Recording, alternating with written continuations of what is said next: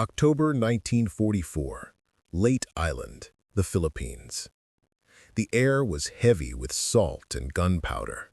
Rain dripped from shattered palm trees as U.S. soldiers crouched in the mud, their rifles useless against the low rumble that echoed through the jungle. From the distance, Japanese Type 97 Chi-Ha tanks rolled forward, their steel hulls glinting through sheets of rain, engines growling like beasts awakened. For months, the Americans had nothing that could stop them. Bullets pinged off armor, grenades bounced harmlessly. The Japanese tankers laughed, calling the Americans children with sticks. But now, something new lay in the mud. A strange metal tube, 7 feet long, humming faintly with electric charge. Sergeant Frank Martinez steadied his shaking hands, rested the launcher on his shoulder, and whispered a prayer. A streak of white fire tore through the storm. The rocket hit.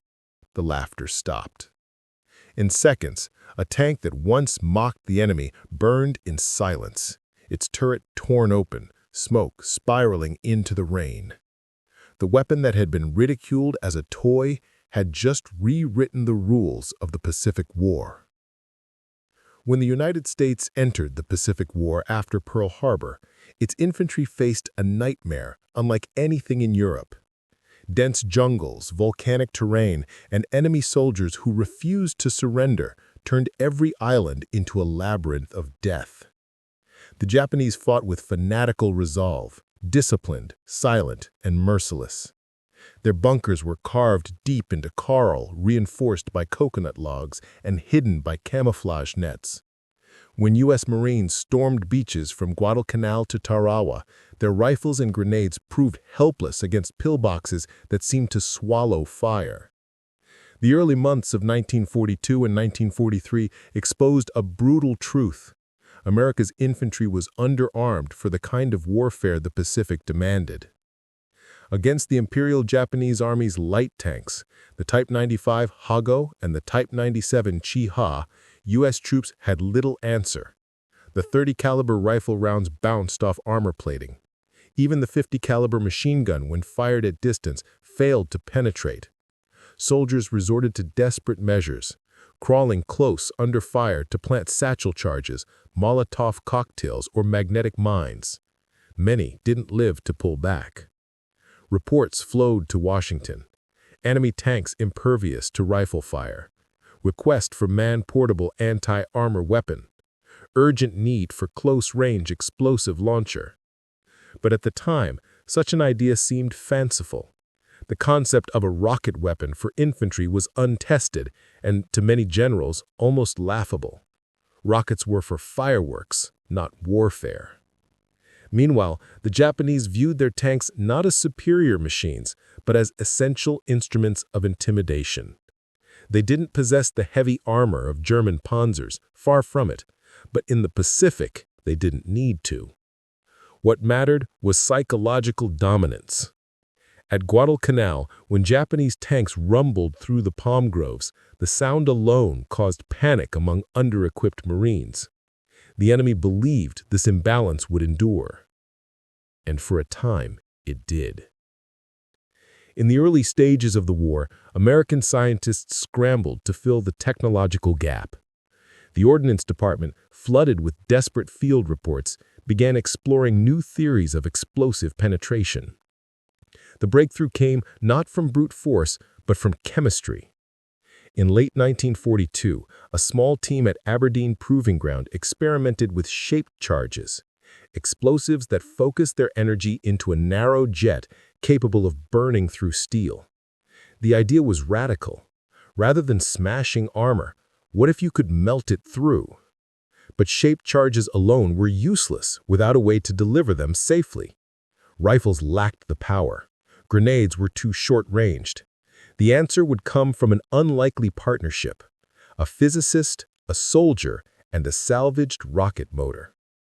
In 1942, Colonel Leslie Skinner, a rocket expert, and Lieutenant Edward Ull, an inventive ordnance officer, worked tirelessly to combine two ideas: a tube-launched rocket and a shaped charge warhead. Their prototype was crude, a simple steel pipe, open at both ends, with wooden grips and a battery ignition. It looked absurd. Soldiers joked that it resembled a piece of plumbing more than a weapon. When the first tests were conducted at Fort Belvoir, Virginia, the spectators laughed. The tube shook, smoke poured out, and the small rocket hissed toward an old tank hull. The laughter stopped when the shell punched clean through the armor. They had created something the battlefield had never seen, a lightweight, shoulder-fired rocket launcher that could defeat tanks. The men named it after a novelty instrument from radio comedian Bob Burns, the Bazooka. Yet, despite its promise, skepticism remained. Generals doubted its reliability under tropical conditions. Some worried the backblast would reveal soldiers' positions.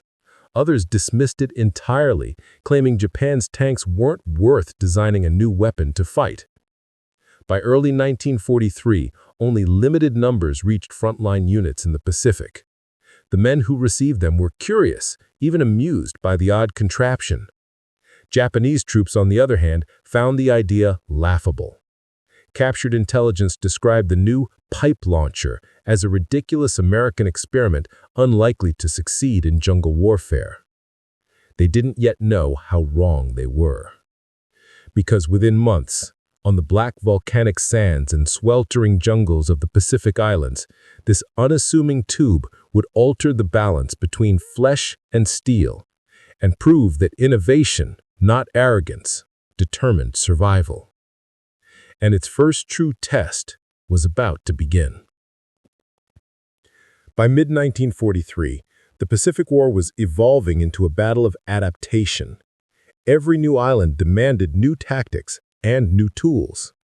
The first few bazookas arrived quietly, carried ashore by U.S. Marines and Army infantry on remote, brutal islands, New Georgia, Bougainville, and Tarawa. They were crude M1A1 models, hastily assembled, often with unreliable batteries that failed in the humid air. But even in this imperfect state, they hinted at something revolutionary. For the first time, the common infantryman could look at a tank and not feel helpless. At Tarawa, the Japanese defenders had built fortress-like bunkers out of coral and steel. Machine gun nests raked the beaches with deadly precision, mowing down waves of Marines before they could reach cover. When a Marine corporal aimed his bazooka at one of those pillboxes and fired, the rocket smashed through the slit and detonated inside, silencing the gun instantly. Word spread fast among the assault teams. That tube works. It wasn't perfect. Misfires were common, rockets sometimes veered off course, and in the choking humidity, electric igniters corroded. But it was hope, and that mattered more than statistics. Behind the scenes, American engineers kept refining the design. The M1A1 bazooka replaced the fragile battery system with a mechanical trigger, improving reliability. Soon after came the M9, made of lightweight alloy with a collapsible barrel for easier transport. These improvements meant more soldiers could carry it, deploy it faster, and trust it in battle. Meanwhile, in Tokyo, the Japanese high command continued to underestimate it.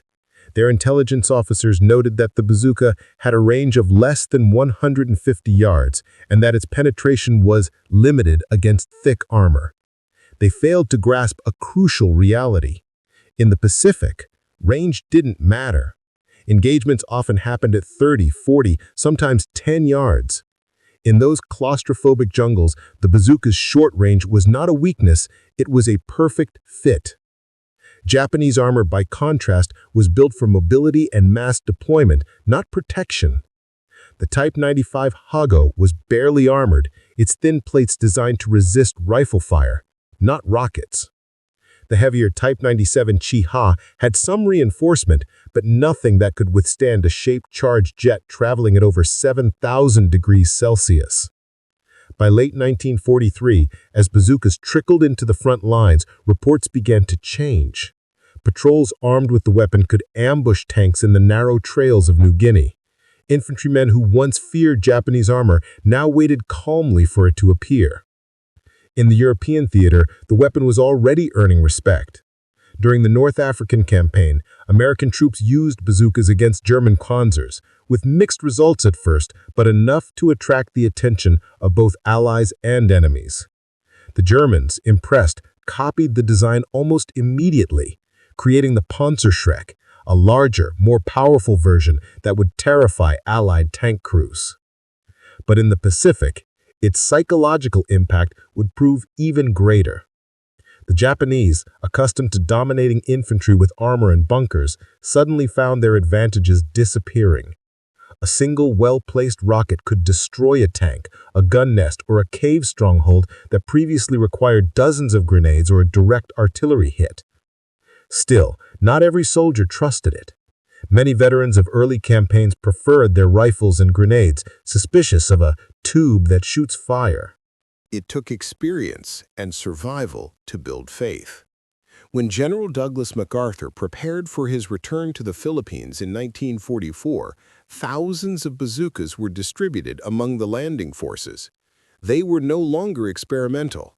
They were standard issue. And across the ocean, in Japan, military engineers finally began to realize their mistake. Field reports from the islands described their tanks being destroyed by portable rocket launchers. In response, they attempted to develop their own counterpart, the Type 4 rocket launcher, a crude imitation of the bazooka. But by the time prototypes appeared in 1945, it was far too late.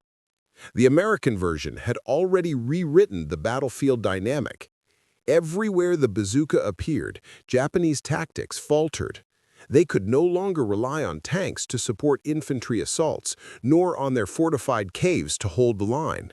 For the first time, American troops possessed a weapon that not only matched Japanese ferocity, it exceeded it through ingenuity. The age of improvised defenses was ending. The age of rocket warfare had begun. And soon, the Japanese would learn firsthand what it meant when the weapon they once mocked turned the tide against them. The human angle: fear, fire, and faith. The first men to carry the bazooka were not scientists or engineers. They were ordinary soldiers whose lives depended on whether that strange metal tube would actually work. Private First Class Harold R. McCall of the 24th Infantry Division remembered uncrating one on New Guinea. It smelled of oil and steel, and the instructions were printed on a card taped to the side.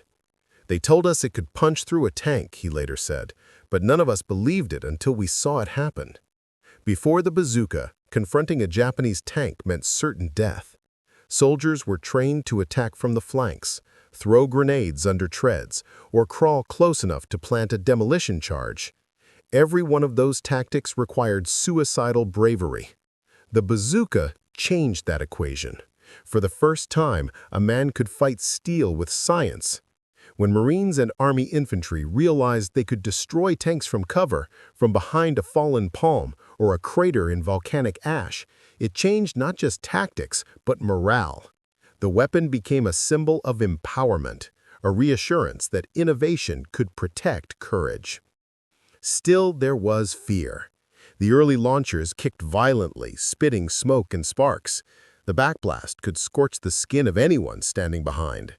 Many new users panicked, dropped the tube, or fired too high in their first attempt. But the veterans learned quickly. They became calm, methodical, almost surgical. Bazooka teams often operated in pairs, one shooter, one loader. They moved silently through the jungle, whispering coordinates, loading in seconds, and vanishing after each shot. Against bunkers, tanks, or machine gun nests, they were ghosts with fire. The technological angle: the science of shaped destruction. The bazooka's true genius wasn't in the tube, it was in the warhead. Inside that small rocket was a copper-lined explosive cone that used the Monroe effect, discovered decades earlier, but refined during the war. When detonated, the shaped charge focused its blast into a superheated jet capable of slicing through steel like paper. Unlike bullets or shells that relied on speed, the bazooka used chemistry, a directed burst of energy that melted armor at the molecular level. This principle, called heat, high-explosive anti-tank, revolutionized warfare. It meant that infantry no longer needed large guns to fight armor. A single man with a rocket could destroy a tank worth thousands of pounds of steel. The weapon's simplicity made it even deadlier. The launch tube itself was nothing more than a smooth-bore pipe with electrical ignition, no recoil, no moving parts. The soldier shouldered it, aimed through a primitive sight, and pressed a trigger that sent an electric spark into the rocket's igniter. The rocket flew at around 80 to 90 meters per second, slow enough to be visible, fast enough to kill. Its tail fin stabilized it in flight, though in the wind and rain of the Pacific, accuracy depended more on experience than engineering. What made it special wasn't perfection, it was portability. The bazooka gave the individual soldier the power of artillery in his hands. On an island where supply lines were short and heavy guns couldn't reach the front, that mattered more than raw performance. The Japanese had never faced such a concept before. Their doctrine had evolved from infantry bravery and mass charges, not from individual firepower. The bazooka inverted that philosophy entirely. A single American soldier could now hold the line alone. Its impact extended beyond the Pacific. In Europe, captured bazookas stunned German officers. Their scientists immediately replicated and expanded the design, creating the fearsome Panzerschreck, a heavier launcher capable of devastating Allied armor. But in the Pacific, where tanks were lighter and engagements closer, the smaller American model was the perfect fit. The tactical angle, a new kind of infantry warfare. Before the bazooka, jungle warfare followed predictable patterns. Tanks supported infantry, pushing through palm groves or across open fields, while machine guns pinned the enemy. The Japanese exploited this ruthlessly. But once bazookas appeared, everything changed. Ambushes became the new norm. U.S. patrols learned to dig in at choke points, narrow roads, steep slopes, or dense trails, and wait for the mechanical growl of engines. When the tanks appeared, the loader snapped a rocket into place and the gunner rose just long enough to fire. One hit to the side or rear armor could disable a tank instantly. Suddenly, the Japanese could no longer advance confidently. Reports from field commanders described tanks refusing to move without infantry screens or halting entirely when bazooka fire was suspected. In the Philippines, on Leyte and Luzon, bazooka teams were deployed in every rifle platoon. Their tactics grew precise. 2 men would target the treads to immobilize a tank, while others aimed for the rear vents where armor was thinnest. Once disabled, machine guns and grenades finished the job. But the weapon's versatility extended far beyond tanks. Soldiers discovered it could demolish bunkers, blast open cave mouths, or even destroy wooden buildings used as sniper nests. At Okinawa, some Marines used bazookas to neutralize concealed artillery positions by aiming at their camouflage screens. The rocket's explosion ignited ammunition inside. The Japanese soon realized this was not a mere anti-tank weapon, it was an anti-anything weapon. What had started as an American experiment was fast becoming the backbone of jungle assault tactics. And as word of its growing effectiveness spread, something remarkable happened on the other side. Disbelief began to fade, replaced by fear and respect. The enemy angle, from mockery to panic. In the early years of the war, Japanese soldiers and officers viewed American weaponry with a mix of curiosity and contempt. They respected U.S. naval firepower, but scoffed at its ground weapons. When intelligence reports first mentioned a tube-type rocket launcher, Japanese analysts dismissed it outright. Their logic was simple. Japan's tanks were thinly armored because Pacific terrain demanded lightness and mobility. To them, it made no sense that a small infantry weapon could even threaten these vehicles. Reports described the bazooka as ineffective beyond short range and unsuitable for tropical combat.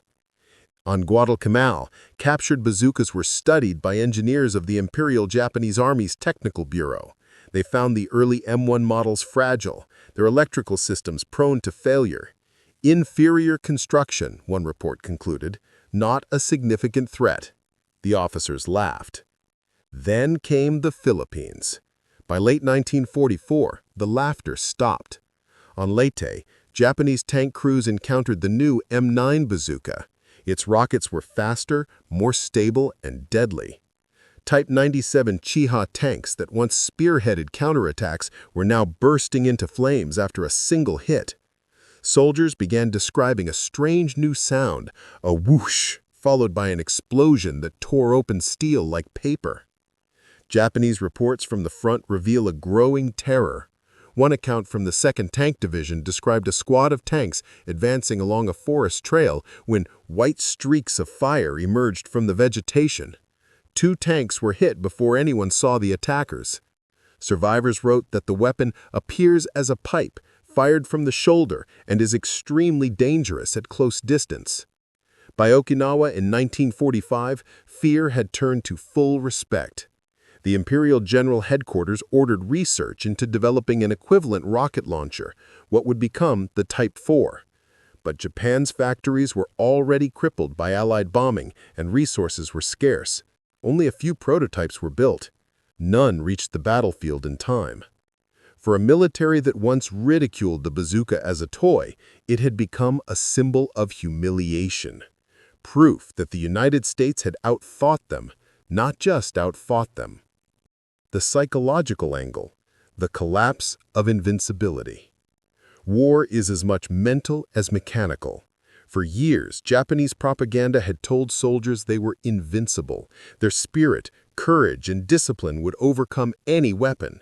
They called it seishin, the fighting soul. But the bazooka challenged that belief in a way that no rifle or grenade ever could. Imagine being a Japanese tank commander who had stormed through Luzon and Burma with ease, only to see your machine obliterated by a hidden rocket fired by one unseen man. The very idea shattered the illusion of technological superiority. U.S. Marines noticed the change. Prisoners of war began describing the bazooka in fearful tones. They called it the fire pipe and believed it could melt steel instantly. Rumors spread through Japanese ranks that the weapon used secret chemicals or even lightning to destroy tanks. Fear replaced arrogance. American soldiers, meanwhile, gained new confidence. Veterans of earlier campaigns spoke openly of how the weapon changed morale. "We didn't have to run anymore," one Marine sergeant said. "When the tanks came, we just waited." That psychological reversal, laughter turning into fear, was one of the bazooka's greatest victories. It wasn't just a weapon of destruction, it was a weapon of perception. It reminded every side that technology, when used cleverly, could humble even the most determined enemy. And it wasn't only the Japanese who felt its power. Across the world in Europe, both Germans and Soviets took note. Each would go on to design their own versions, the Panzerschreck and the RPG, carrying forward the bazooka's legacy of portable power. The moral angle, innovation born from necessity. There's a profound irony in the story of the bazooka. It wasn't born from ambition or greed, it was born from fear, from the helplessness of soldiers facing an unstoppable enemy. War, in all its brutality, forces invention. The bazooka emerged not from the laboratories of luxury, but from the desperation of the battlefield. It represented the ingenuity of men who refused to accept that courage alone could win wars. In the Pacific, where every hill and cave was paid for in blood, that tube became a symbol of survival. Soldiers joked that it was the great equalizer, because it gave the smallest man a chance against the biggest threat. The Japanese laughed because they couldn't believe something so small, so simple, could change the tide. But they were witnessing a deeper truth. Progress doesn't come from arrogance, but from adaptation. The bazooka proved that evolution in warfare is not about who has the largest guns, but who learns fastest from failure. And by 1944, the Americans had learned enough to turn defeat into dominance. What had started as an experiment, A toy, in the eyes of the Japanese, was about to become the decisive weapon of the Pacific campaigns. Because the next time the tanks rolled out of the jungle, the men waiting for them weren't afraid anymore. They had a weapon that didn't just change the fight, it changed the balance of fear itself. And that balance would reach its breaking point in one of the most explosive confrontations of the Pacific War. Leyte, the Philippines, October 24, 1944. The jungle was alive with noise. The sound of distant artillery rolled like thunder through the humid air as U.S. forces advanced inland from the beaches of Leyte. The goal was simple but deadly: push the Japanese out, inch by inch, through tangled terrain that swallowed entire battalions. Rain poured down in sheets. The ground was a swamp of churned mud and shattered bamboo. Every few hundred yards, hidden bunkers spat machine gun fire, pinning down platoons before they could even return a shot. At dawn, the faint clatter of tank treads echoed through the mist. The Japanese 2nd Armored Division had arrived, a column of Type 97 Chiha tanks, their turrets gleaming in the rain. Behind them marched infantry, bayonets fixed, chanting the war cries of the Emperor. American troops braced for impact. The order went down the line: hold positions. Among them, a Bazooka team from the 34th Infantry Regiment lay in wait at the edge of a palm grove. Their leader, Sergeant John R. Benson, had trained his men for this moment. The team had 3 launchers, 6 rockets, and 1 chance to stop the armor before it reached the village behind them. The tanks advanced. 50 yards, 40, 30. The roar of engines drowned out the rain. The air shimmered with heat from the exhaust. Benson whispered the command: "Fire." A streak of white smoke erupted from the foliage. The rocket hissed through the air and struck the lead tank square on its flank. A flash. Then a column of black smoke burst upward as the Chiha's fuel ignited. The second bazooka fired moments later, hitting the following tank near its treads. The explosion lifted it off the ground, flipping it sideways into a ditch. For the first time, the Japanese infantry saw their armored spearhead crumble in front of them. Panic spread. Officers shouted for counterfire, but the bazooka teams had already shifted positions, vanishing back into the jungle. What followed was chaos. Tanks reversed blindly, crashing into trees. American riflemen opened up from the flanks, cutting down retreating infantry. Within 15 minutes, the attack that was meant to crush the U.S. line had dissolved into smoke and screams. Reports from the field were electrifying. U.S. commanders couldn't believe how effective the new weapon had been. 12 tanks destroyed in under half an hour, a feat previously unimaginable for infantry. Word spread fast. Bazooka teams became legends overnight. Young soldiers volunteered to train as rocketeers, eager to wield the new weapon that could turn a hopeless defense into a decisive ambush. But the Japanese were stunned. They had believed their tanks, though lightly armored, were impervious to infantry fire. They had seen grenades bounce off, artillery shells deflect at distance. But this was different. The reports sent back to Japanese headquarters on Leyte were filled with disbelief. Enemy employs shoulder-fired rocket weapon capable of penetrating tank armor. Effective range estimated at less than 100 meters. Morale severely affected among tank crews. Commanders ordered immediate changes in tactics. Tanks were to stay back, used only in support of entrenched infantry. But it was already too late. The psychological shift was irreversible. The bazooka had robbed Japanese armor of its aura of invincibility. As U.S. forces pushed deeper into Leyte, bazooka squads took on new roles. They began targeting machine gun nests, sniper houses, and caves. Soldiers carried extra rockets on their backs, each one weighing only 3.5 pounds, light enough for mobility, heavy enough to devastate anything in its path.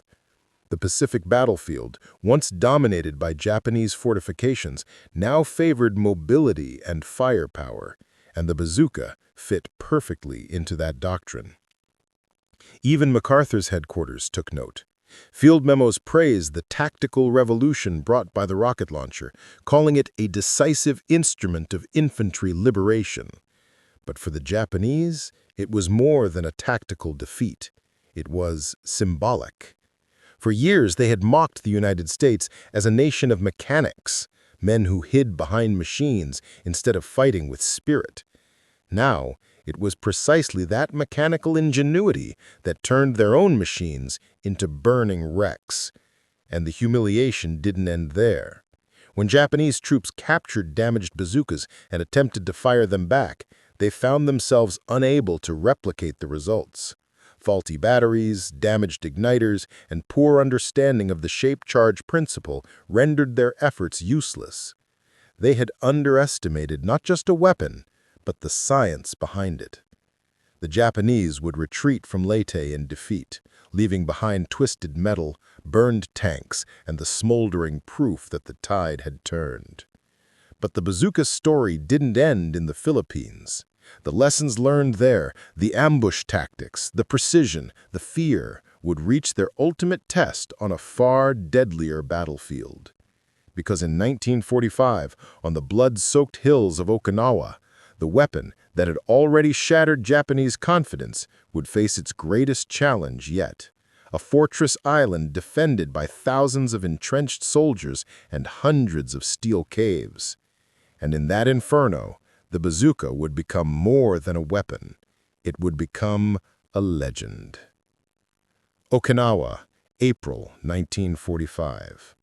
By the time U.S. Marines landed on Okinawa, the Japanese Army had learned their lesson. Never face American firepower head-on. Instead, they dug in. They built a fortress under the island itself. Beneath the hills and ridges, an underground world stretched for miles. Concrete tunnels, machine gun chambers, and steel-reinforced bunkers. Every approach was mined, every cave mouth wired with hidden charges. And above it all, Japanese flags fluttered silently in the damp Pacific wind. The Americans called it the Devil's Island. From the first day, it was clear that traditional tactics wouldn't work. Artillery couldn't reach most of the bunkers buried deep in limestone. Flamethrowers had limited range. Even Sherman tanks struggled to climb the steep, rocky slopes. That's when the bazooka came back into play, not as an anti-tank weapon, but as a bunker buster. Marines carried them in teams of two, one man with the launcher, the other hauling a bag of rockets.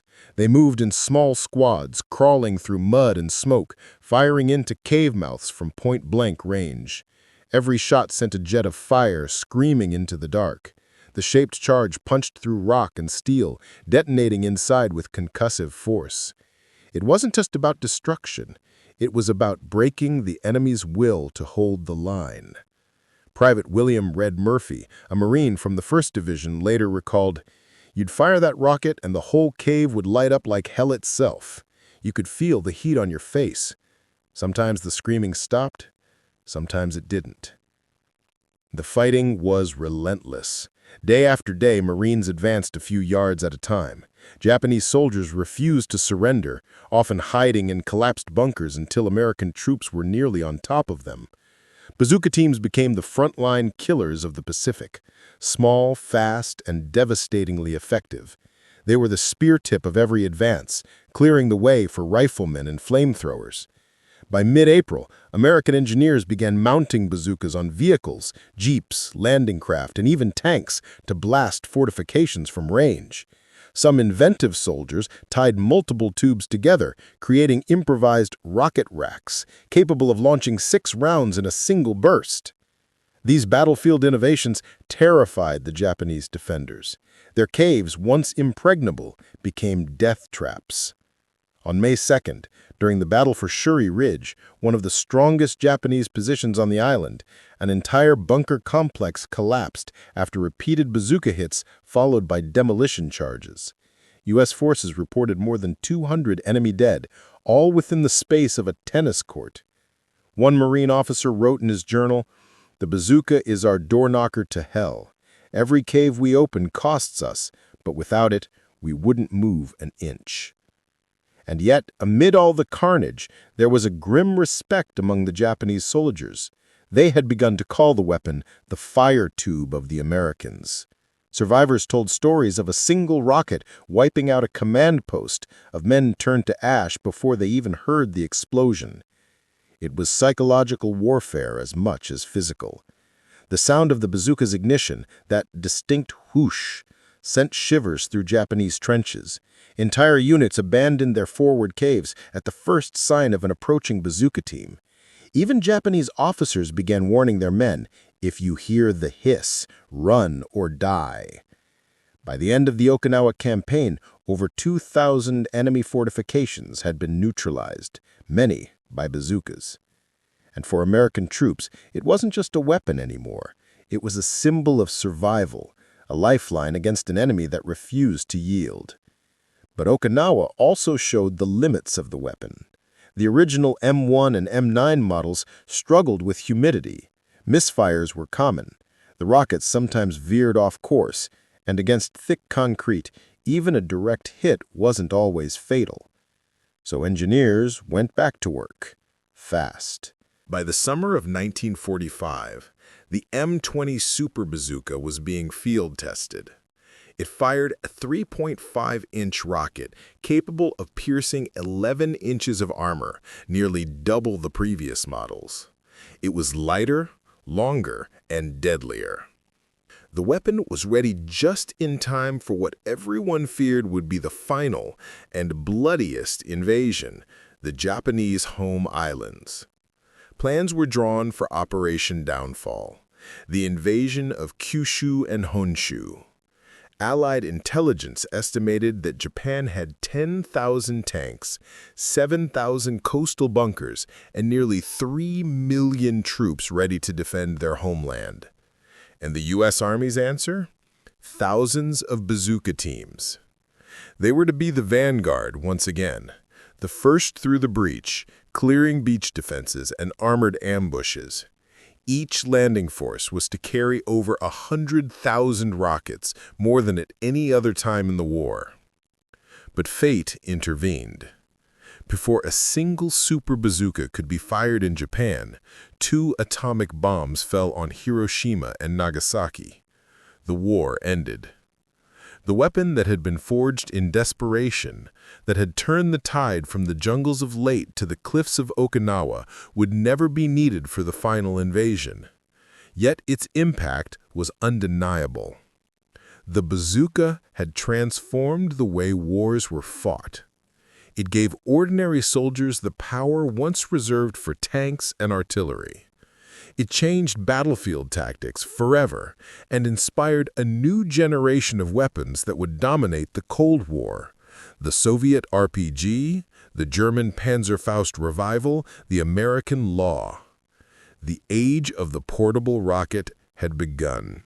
The Philippines and Okinawa campaigns left an indelible mark on the Pacific War, and the bazooka emerged as one of the unsung heroes of these brutal battles. Its presence on the front lines redefined both American and Japanese approaches to warfare.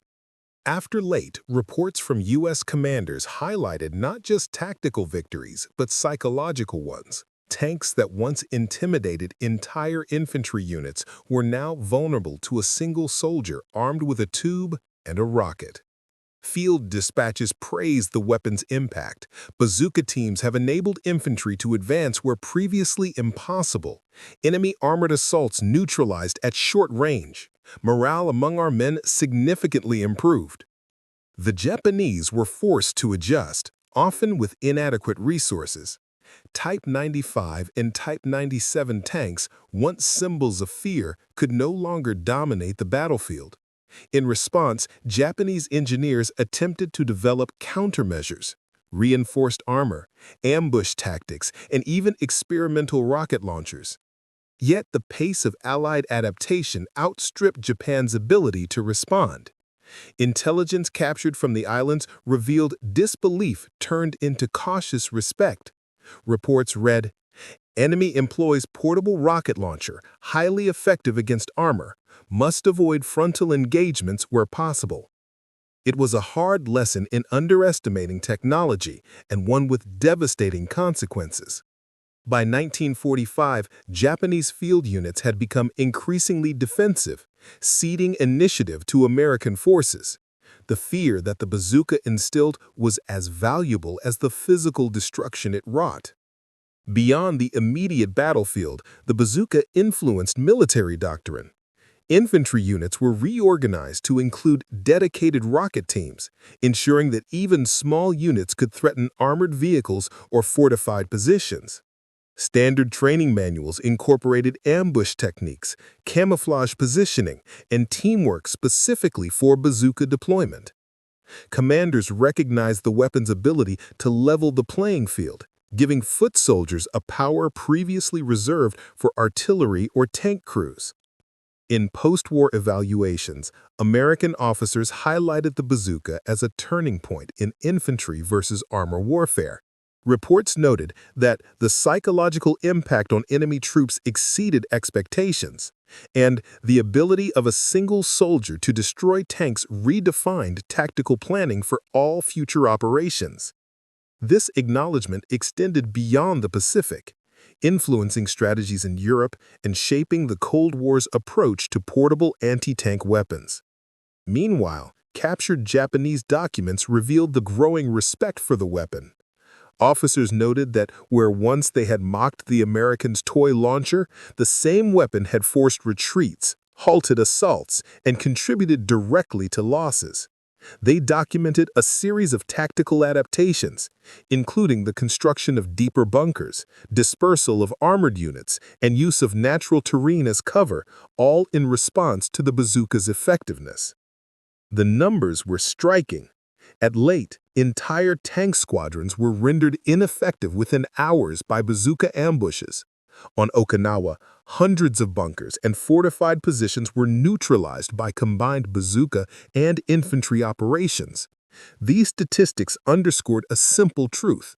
The weapon was not merely supplemental, it had become essential to success in island warfare. Its influence endured beyond the war. The lessons of portable anti-tank warfare were incorporated into every subsequent U.S. military manual. By the Korean War, bazooka-derived weapons were standard issue, and by Vietnam, new rocket launchers owed their lineage to the original M1.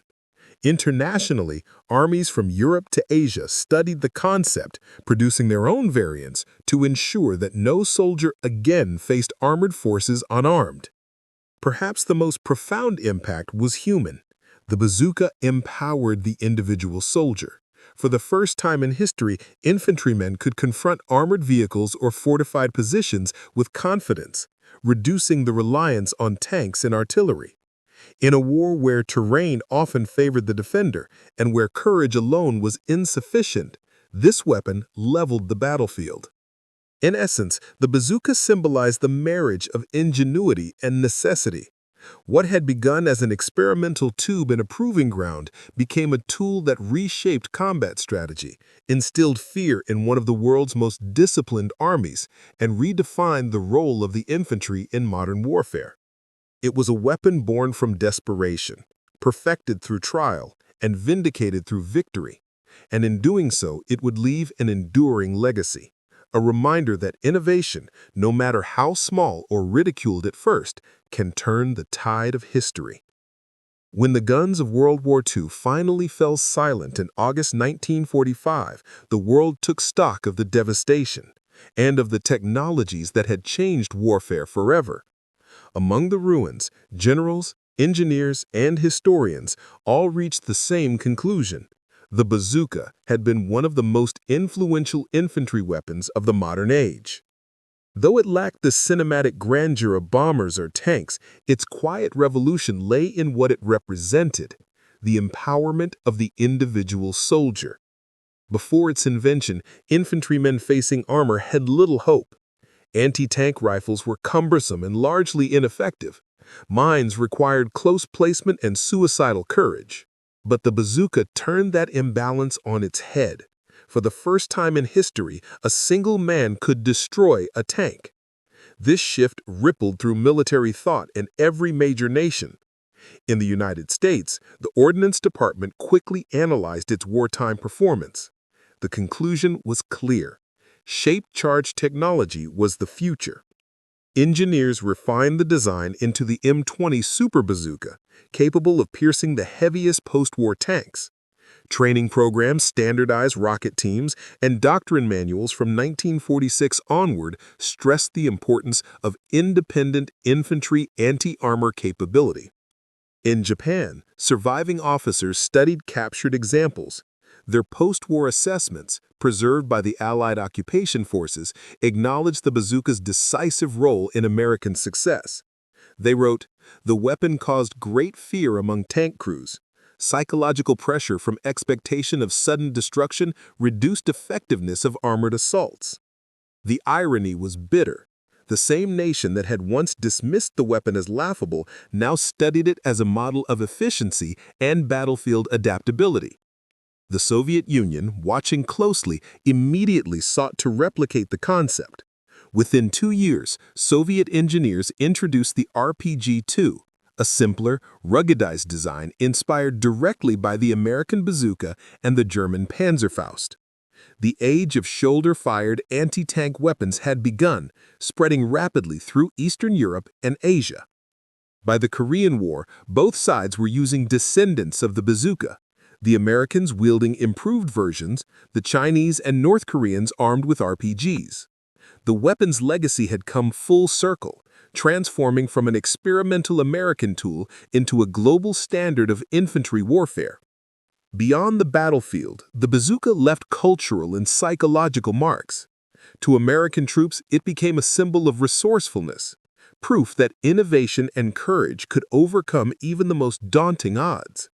To the Japanese, it was a humbling reminder how technology and adaptability could undo even the fiercest discipline and resolve.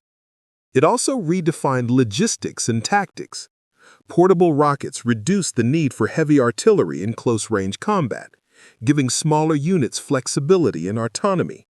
Guerrilla forces and resistance fighters worldwide later adopted similar designs, using the same principle that had once burned through Japanese armor in the Pacific. The concept of the man-portable anti-tank weapon changed defense planning entirely. No army could afford to rely solely on armor again. Every advance had to consider the possibility of hidden infantry armed with rockets. Every tank crew learned to fear a faint streak of smoke from a distant ridge. In the decades that followed, the bazooka's DNA could be found everywhere, from the American law launchers of Vietnam to the RPG-7 of countless Cold War conflicts. Its legacy stretched beyond technology. It reshaped the philosophy of combat itself. War was no longer about who had the biggest machines, but who could adapt fastest, who could innovate under pressure. Even in peace, the bazooka's story endured. Museums across the world display the humble launcher that once turned the tide in muddy jungles. Veterans remembered it not for its glamour, but for its reliability, the strange humming tube that gave them a fighting chance. One Marine from Okinawa later said in an interview, "We didn't think of it as some miracle weapon, it was just what kept us alive. But looking back, I guess it changed everything." He was right. From its earliest test in 1942 to the last rocket fired in Okinawa, the bazooka evolved from an experiment to an icon, a bridge between the old world of industrial warfare and the modern age of precision, portability, and power. And though its roar has long faded from the battlefields of history, its shadow remains in every weapon that gives a single soldier the strength to stand against a machine. In the grand narrative of World War II, the bazooka rarely takes center stage. It doesn't carry the haunting symbolism of the atomic bomb, nor the sweeping spectacle of fleets and bombers. Yet its legacy cuts deeper, not in scale, but in meaning. It was born from necessity, refined in chaos, and proven by courage. A simple tube, forged from steel and desperation, handed the power of armored destruction to a lone soldier crouched in the mud. It was, in essence, the democratization of firepower. Before the bazooka, infantrymen were the hunted, forced to scatter before advancing tanks, to hide behind craters and ruins, waiting for help that often came too late. After the bazooka, they became hunters, equalizers in a war dominated by machines. That transformation was not merely tactical, it was psychological. It redefined what a single man could do when armed with ingenuity and willpower. The Japanese tank crews who once laughed at the Americans' pipe rocket could never have imagined how swiftly that laughter would die out, not because of arrogance, but because of the unstoppable force of adaptation. The bazooka was not just a weapon of war, it was a symbol of learning, of the relentless human drive to survive and outthink the enemy. In that sense, its story mirrors the war itself, a struggle between innovation and tradition, between courage and fear, between the old world and the new. Every hiss of a rocket that left its tube carried more than explosive force. It carried the lesson that no empire, no tank, no fortress is invincible, not against the mind of a soldier determined to find a way. And when the smoke of Okinawa and Leyte cleared, the bazooka stood as proof that sometimes history turns not on grand strategies or mighty fleets, but on the shoulders of an ordinary man, kneeling in the rain, holding a 7-foot tube and changing the fate of a war.